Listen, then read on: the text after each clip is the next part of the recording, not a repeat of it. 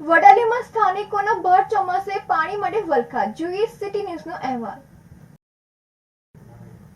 સાબરકાંઠા જિલ્લાના વડાલીમાં સ્થાનિકોના ભર ચોમાસે પાણી માટે વલખાં, જેને લઈ પાલિકામાં વિરોધ કર્યો હતો, જેમાં વડાલી પાલિકા વિસ્તારમાં છેલ્લા કેટલાક દિવસોથી પાણીની સમસ્યા સર્જાઈ છે અને પાણીની સમસ્યા વચ્ચે મહિલાઓ રણચંડી બની છે।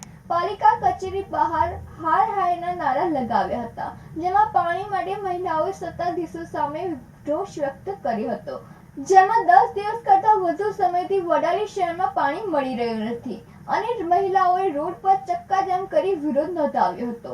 પાણી નહીં મળે ત્યાં સુધી વિરોધ યથાવત રહેશે। પાણીની સમસ્યા વચ્ચે મહિલાઓમાં ભારે આક્રોશ જોવા મળ્યો હતો। વડાલી નગરપાલિકામાં વિરોધ વચ્ચે અધિકારીઓ ઓફિસમાંથી ગાયબ થઈ ગયા હતા અને પ્રમુખ, ચીફ ઓફિસર સહિતના જવાબદાર અધિકારીઓ પાલિકા છોડી પલાયન થયા હતા અને વિરોધને લઈ પોલીસ ઘટના સ્થળે પહોંચી હતી। રાજેશ ચાવડા સાથે નંદિની જોશી, સિટી ન્યૂઝ વડાલી।